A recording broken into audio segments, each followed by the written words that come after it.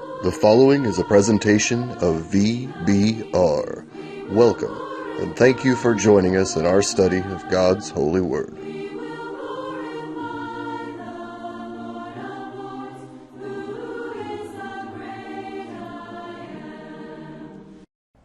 As we begin the 70th session of our consideration of the book of Acts for the Video Bible Reading Project, we're starting in Acts chapter 23, verses 4 and 5. We have just had, in the previous section of Acts, the previous session, we had Paul standing before the Sanhedrin. He'd been arrested by the Romans, taken out of the temple courts, arrested. He was held overnight. The next day, the tribune ordered the Jewish Sanhedrin to come together, and he brought Paul into their presence so that he, the tribune, could find out what charges there were against Paul. What had he done wrong that caused him to be in the middle of such a furor?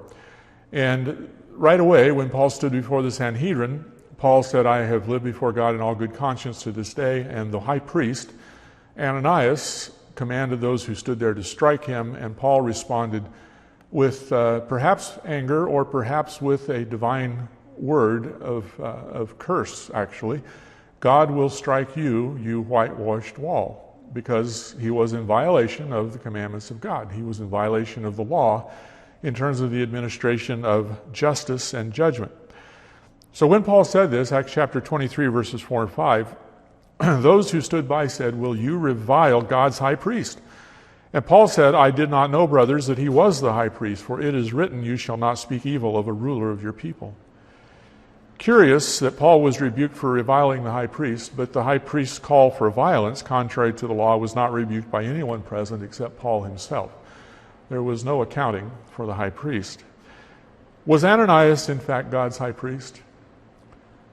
"Would you revile God's high priest?" they asked. Was Ananias, in fact, God's high priest, as asserted by those standing by? Didn't God, in fact, have another high priest chosen to serve forever, as the book of Hebrews says over and over again, that high priest being Jesus? And Paul certainly was aware of Jesus' role as God's chosen high priest. So was, in fact, Ananias God's high priest? When Paul stated that he did not know Ananias was the high priest, it may be that literally Paul did not recognize the man and the position he occupied. He may not have been in a particularly commanding seat in the assembly. He may not have been wearing any special regalia that set him apart as high priest. He certainly wasn't high priest last time Paul had stood before the Sanhedrin a couple of decades earlier. And so Paul, in fact, may not have recognized him in a literal way that he was high priest. Certainly, Paul had not dealt with Ananias in that role previously, if he had ever dealt with him at all. So perhaps he was contritely saying he didn't know it was the high priest as a simple matter of recognition. Perhaps there was an apologetic tone. I've always suspected, though, and I don't know this because the text doesn't clarify, but I've always suspected that Paul was really saying it wasn't apparent that this man was high priest because he didn't behave like a high priest. He didn't behave as the high priest was supposed to behave. So I didn't know that he was the high priest. "By their fruit you will know them," as Jesus said. Perhaps Paul was saying he'd made a mistake, or perhaps he was being ironic about Ananias truly being high priest. Paul could acknowledge the instructions of Exodus 22:28 either way, that you shall not speak evil of a ruler of your people. Was Ananias truly a ruler of his people? Who were his people? Did that mean that Paul couldn't speak the truth to that man's face? That doesn't seem to have hindered prophets of God in the Old Testament. It didn't hinder John the Baptist, as John the Baptist spoke the truth to Herod a generation previous to Paul standing before this Sanhedrin. John the Baptist told the truth of Scripture to Herod, who was ruling in Judea. And for that, he lost his life. As Jeremiah spoke God's truth also to kings Jehoiakim and Jehoiachin and Zedekiah, telling them when they were wrong according to the law of God and according to the words of the prophets. As Samuel reluctantly spoke God's message even to his mentor Eli, the high priest, and later to Saul as king. Samuel faithfully warned Eli and warned Saul of God's word and God's judgments. Whatever was going through Paul's head, in fact, his statement of divine judgment, which was in our last video number 69, His statement of divine judgment on such a man as Ananias did in fact come to pass, was fulfilled according to the word of the Lord. Acts chapter 23, verse 6 and following, down through verse 10. Acts 23, verses 6 through 10. Now, when Paul perceived that one part were Sadducees and the other Pharisees, he cried out in the council, "Brothers, I am a Pharisee, a son of Pharisees. It is with respect to the hope of the resurrection of the dead that I am on trial." And when he had said this, a dissension arose between the Pharisees and the Sadducees, and the assembly was divided. For the Sadducees say that there is no resurrection, nor angel, nor spirit, but the Pharisees acknowledge them all. Then a great clamor arose, and some of the scribes of the Pharisees' party stood up and contended sharply, "We find nothing wrong with this man, nothing wrong in this man. What if a spirit or an angel spoke to him?" And when the discussion became violent, when the dissension became violent, the tribune, afraid that Paul would be torn to pieces by them, commanded the soldiers to go down and take him away from among them by force and bring him into the barracks. The following night, the Lord stood by him and said, "Take courage, for you have testified to the facts about me in Jerusalem. So you must testify also in Rome." Well, in verse 6, Acts 23, verse 6, Paul saw, having been rebuked for chastening the high priest, for speaking a word against the behavior of the high priest, Paul perceived that one part of the group was Sadducees and the other was Pharisees. He would have known that from previous dealings with the rulers of the Jews, but there may have been something obvious in that gathering, the way they were sitting or something. But at any rate, he perceived this very strident division among them between the Sadducees and the Pharisees, which had probably only grown sharper in the generation since he himself had been involved with these people. And he cried out in the council, "Brothers, I'm a Pharisee, a son of Pharisees. It's with respect to the hope and of the resurrection of the dead that I am on trial." So whatever Paul's personal thoughts were about Ananias, he knew very well he wasn't going to get a fair hearing from these men. As bad as the Sanhedrin was 25 years earlier when Jesus and then the apostles stood before them, it was worse in 58 AD. Things were building to a toxic climax with the Jewish rebellion. He could expect no good outcome from a council led by such a man as Ananias. Consequently, he intentionally stirred a political plot. For the third time, Paul spoke of the assemblage as brothers, but this time he was speaking really to only part of the assembly, those who were Pharisees. The divisions between Jewish sects had only grown stronger in the 2.5 decades or so since Paul had been among the rabbis of Jerusalem, so he brought a generations-old debate into the meeting. Whether or not there is life after death, whether or not the dead will be resurrected. Paul was, of course, completely on board with the Pharisees when it came to belief in the resurrection, though he had firmly withstood some Pharisees previously among the Christian brethren in Jerusalem who were trying to bring the sect of Phariseeism into the church and were advocating that the Gentiles needed to be circumcised in order to be Christians in Acts chapter 15. Paul did not agree with those teachings of certain Pharisees, but he certainly did agree with the basic doctrines of the Pharisees in terms of those things that set them apart from the Sadducees.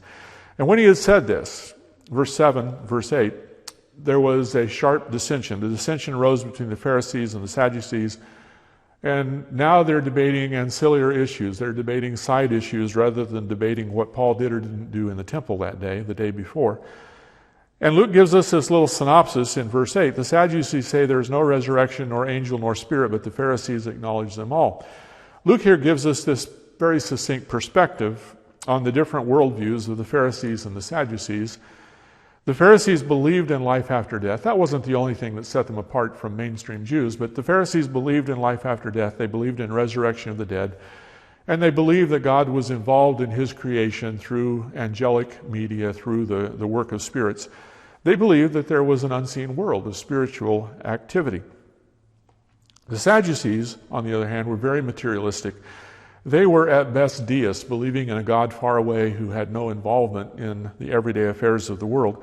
They were very materialistic, very much oriented toward the flesh and the things of the flesh, and they denied all of those things that the Pharisees affirmed. They denied that there was life after death. They denied that there would be a resurrection. They denied that there were angels or spirits involved in the affairs of this world.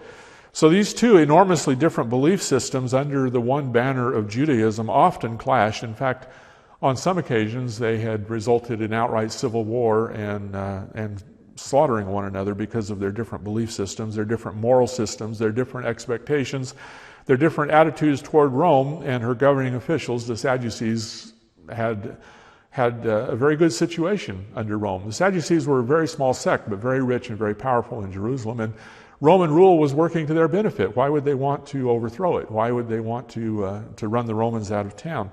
So there were very different attitudes across the board between the Pharisees and the Sadducees, even though both identified as being Jews and used the same temple and offered the same sacrifices and so forth. They had different ideas as to the purpose of life. And such a difference of belief impacts life on every level. So verse 9, a great clamor arose, and some of the scribes of the Pharisees' party stood up and contended sharply. We find nothing wrong in this man. They have gone along with the idea this is all about the resurrection of the dead. And they're going to stand up for the resurrection of the dead, even though they don't particularly admire Paul's teaching as a follower of the way, even though they don't necessarily believe that Jesus has risen from the dead. Nevertheless, on the big issue of resurrection, they're going to align themselves with Paul. Paul's assertion that the resurrection of the dead was the basis of the charges against him fired up a sharp dispute. Well, indeed, it was the basis of the charges against him, because the resurrection of Jesus was the whole point of what he taught. Pharisees began to defend Paul, whether they particularly believed his story about Jesus or not. And remember, he had said from his position on the steps above the temple courts that he had seen Jesus a couple of decades previously, first on the road to Damascus, and then again a couple of decades previously in the courts of the temple. And having these visions was the crux of the matter, in some sense. His visions of Jesus, the resurrection of the dead, they were what this was all about. The Pharisees weren't about to deny the possibility of a divine message, so the whole idea that he had brought Gentiles into the temple is lost in the shuffle. That's not the issue at all. The whole issue is who Paul is and what Paul believes and what Paul preaches and what Paul does. And the Sadducees weren't about to allow for the possibility of the visions or the resurrection or any of that. And so there was an uproar. Verses 10 and 11, the dissension became violent. Now they're starting to strike out at each other in this dignified court of the Sanhedrin. And the tribune was afraid that Paul would be injured, and Paul, of course, is in his custody and is a Roman citizen, so he has a responsibility to protect Paul and not allow him to be injured by the violence that's taking place there in the barracks or in the meeting room. And so Paul extracted Paul by force from the assembly and took him back to the barracks, back to the Antioch fortress. Verse 11, the following night the Lord stood by Paul, and said, "Take courage, for as you've testified to the facts about me in Jerusalem, so you must testify also in Rome." Paul had testified of Jesus a couple of decades earlier and had been run out of town with threats against his life. Now Paul had, according to the Lord's will, you have testified of me here in Jerusalem. He had stood on those steps there leading up out of the temple to the Antioch fortress, and he had testified to that crowd about who Jesus is and what Jesus has done. He had verified the resurrection of the Lord Jesus Christ. He had given them the crux of the gospel, the core message of the gospel. So take courage. You've testified to the facts about me in Jerusalem, and you must also testify in Rome. Paul's stratagem worked, in a sense, to the extent that the trial that would have certainly had an unjust conclusion instead ended in chaos, with the Roman soldiers forcibly extracting a Roman citizen from the uproar. And Paul continued then as a Roman prisoner, a prisoner of the Roman troops in protective custody, and the tribune continued to not understand what this was all about, but he had a glimmer that it had nothing to do with Roman law. So he didn't know just what it was all about, but he knew it wasn't really a Roman crime that was under consideration here. And Paul had another encounter with the Lord. That night, he had an encounter with the Lord. Jesus assured Paul, in what must have seemed a desperate situation, that Paul would take the message of Jesus all the way to Rome. It had been foretold that he would be bound. It had been foretold that he would be persecuted in Jerusalem. It would be bad, and it was bad. But the Lord intended for him to go to Rome. Now, Paul had written to the Roman church a few months earlier about his intention to come to Rome, and the circumstances that Paul had in mind. He had asked them to pray that the unbelievers in Jerusalem would not get the upper hand. Well, it looked like they had the upper hand, but the Lord assured Paul, no, this is going to work. This will get you to Rome in circumstances that the Lord would utilize so that he could testify of Jesus in Rome. Paul's message would come before governors and kings and even the emperor himself, and this was a mechanism, a long-term mechanism, but a mechanism nonetheless that would bring Paul to testify in Rome. So Paul had written the Roman church that he wanted to come to Rome, he intended to go to Jerusalem and then to come to Rome, and that was going to happen, but not according to the picture that Paul had created in his own mind. The circumstances had certainly changed with Paul as a prisoner in Jerusalem in Roman custody, but he had the Lord's assurance that he would go to Rome as a witness of Jesus. Continuing his story now, in Acts chapter 23, verses 12 through 22, we have the plot against Paul. Paul is a prisoner in the fortress, the Roman fortress, and so some of his adversaries hatched out a plot against him. Acts chapter 23, verse 12 from the English Standard Version. When it was day, the Jews made a plot and bound themselves by an oath neither to eat nor drink till they had killed Paul. There were more than 40 who made this conspiracy. They went to the chief priests and elders and said, "We have strictly bound ourselves by an oath to taste no food till we have killed Paul. Now therefore you along with the council give notice to the tribune to bring him down to you, as though you were going to determine his case more exactly. And we are ready to kill him before he comes near." Now the son of Paul's sister heard of their ambush, so he went and entered the barracks and told Paul. Paul called one of the centurions and said, "Take this young man to the tribune, for he has something to tell him." So he took him and brought him to the tribune and said, "Paul the prisoner called me and asked me to bring this young man to you, as he has something to say to you." The tribune took him by the hand and going aside asked him privately, "What is it that you have to tell me?" And he said, "The Jews have agreed to ask you to bring Paul down to the council tomorrow, as though they were going to inquire somewhat more closely about him. But do not be persuaded by them, for more than 50 of their men are lying in ambush for him, who have bound themselves by an oath neither to eat or drink till they have killed him. And now they are ready, waiting for your consent." So the tribune dismissed the young man, charging him, "Tell no one that you have informed me of these things." The next day, the Jews made a plot, and several texts have some Jews made a plot, and this is indeed not an overall plot in the city, but a group of Jews who made a plot. Some Jews made a plot. As Solomon observed in Ecclesiastes chapter 5, verses 1 through 7, vows are very serious business with God. Don't make a vow and then leave it unfulfilled. Do not take an oath before the Lord and then fail to keep that oath. But the rabbis had reasoned their way around a lot of the strictures of the law and the warnings of Solomon, and they actually came up with quite a few ways that a person could escape the consequences of failing to keep an oath. This is one of the reasons Jesus spoke against oath-taking in the Sermon on the Mount in the 5th chapter of Matthew. It had been perverted and twisted by the reasonings of the rabbis and the twisting of the law. It's a huge mistake, though, to take a vow or an oath, no matter what the rabbis said. It's a huge mistake to make a vow or take an oath and then not fulfill it. God holds people accountable. But in the spirit of their times, as more and more Jews in Judea were thinking in terms of violence against their Roman overlords, a group of more than 40 Jewish men vowed to murder Paul. That's really quite an incredible vow if they're going to truly be bound by it, that they would starve themselves to death if they failed to kill Paul. But they were sure they would succeed in killing Paul. They had every confidence that their plan to ambush a Roman group with Paul as a prisoner would succeed, even if it was an utterly illegal act under the law. This is certainly a violation of "thou shalt not kill." Paul had not been tried in any court. He had not been condemned by the Jewish council, by the elders, or by any group sitting in the gate. Paul had no death sentence against him. He had not been given a trial at all. This was 100% illegal and immoral according to the law of Moses, but it seemed like a good idea to them. So they made a vow, they took an oath that they would not eat or drink until they had murdered Paul. It's reasonable to guess that at least some of these conspirators were Jews from Asia who had recognized Paul in the city, who had a previous history with him, who hated Paul and had been unsuccessful in their former efforts against him in Ephesus and perhaps elsewhere in Asia. and also unsuccessful in trying to kill him through the hands of their fellow Jews in the temple, in the riot that they stirred up. So some of these 40 may well have been Jews from Asia who had a grudge against Paul to begin with. Acts 23, verses 14 and 15, they went to the chief priests and elders.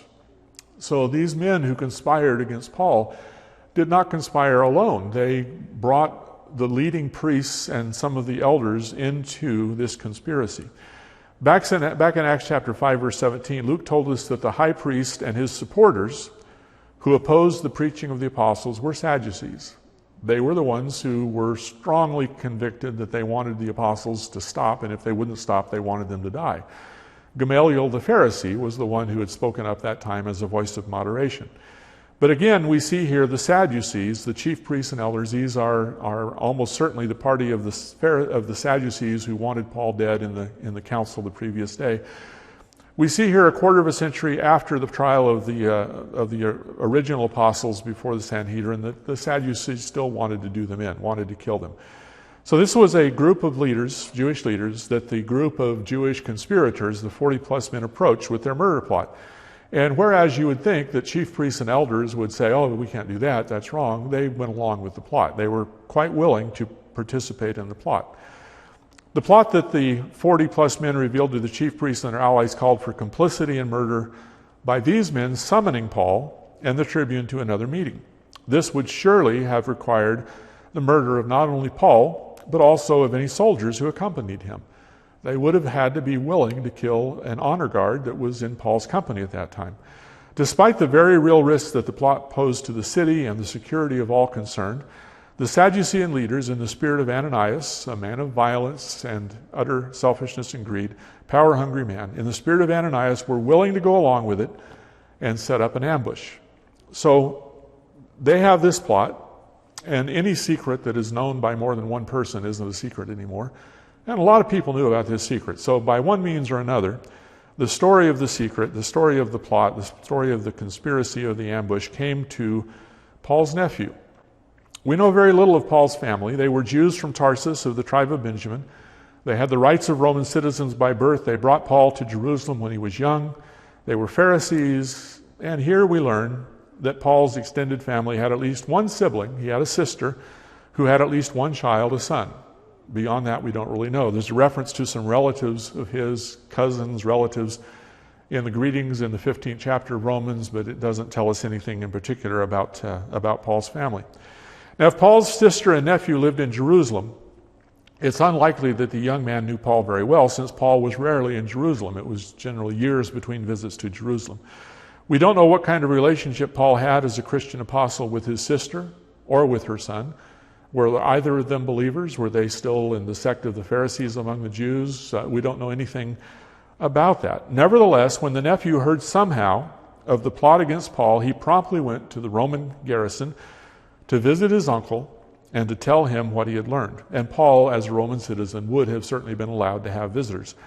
Paul, in turn, asked the youngster to be taken to the commander. So he took him. The centurion took the young man to the tribune and told him, Paul asked me to bring him to you. Scholars of the Greek language note that the set of verses in verses 18 through 22 begin with a particular term, the ESV renders it so, and end with that same term in another sentence down in verse 22. So he took him. This account begins and ends with this so, and that indicates that this is a distinct portion of Luke's accounting, of Luke's record that he presents to it, that there was a distinct source, a unique source for this particular part of the story. He uses these same words. There's actually two Greek words here, but he uses these same words as sort of punctuation from time to time as we move from one segment of the story to another, one set of witnesses to another. And so Luke is kind of signaling us with his language here, just coming across as so in English, but he's kind of signaling us with his language here that there is a shift here to a particular witness who was his source for what he recounts. And it's very likely that that witness was Paul's nephew, the only one who was in a position to know exactly what transpired and the conversation with the tribune and so forth. So it's very likely that Luke's source for this portion of the story came from Paul's nephew. The centurion we see here had respect enough for Paul to deliver the young man to the tribune as requested. And in verses 19 through 22, Paul's nephew, laid it out very privately, according to the desire of the tribune, to this Roman authority. The tribune took him by the hand, going aside, asked him privately, "What is this that you have to tell me?" And so the young man laid out a description of the plot against Paul. When the young man privately told the tribune about the plot by a group of Jewish men to ambush Paul and his escort, the tribune really had nothing to go on except the boy's own word and his knowledge of the people and the environment there in Jerusalem, and the high priest Annas, and him being a man of violence, and his cohort of supporters. So apparently he knew enough about the circumstances. He knew enough about Annas and the Sadducees and the Sanhedrin, the group of chief priests. He knew enough about those circumstances that the story this young man told was very credible. And he took it on face value. He believed it, even though, again, he didn't really understand the hostility against Paul. Why did they want so badly for Paul to be dead? He didn't know, but clearly they did. So he believed the story, and he told Paul's nephew, "Don't tell anyone what you told me. Keep it to yourself." And then the tribune began to make preparations to save Paul's life. And we'll stop here and pick up the story of Paul's journey from Jerusalem to Caesarea in our next video, in Acts chapter 23 and verse 23.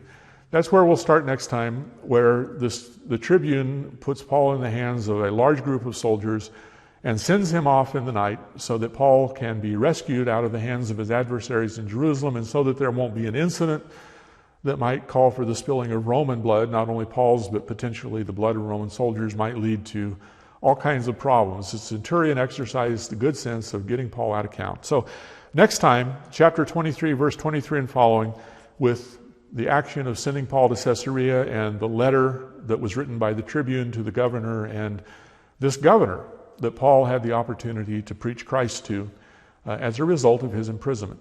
But we'll pause here. Once again, may God bless you and watch over you, and may you know his will for your life and follow his word faithfully.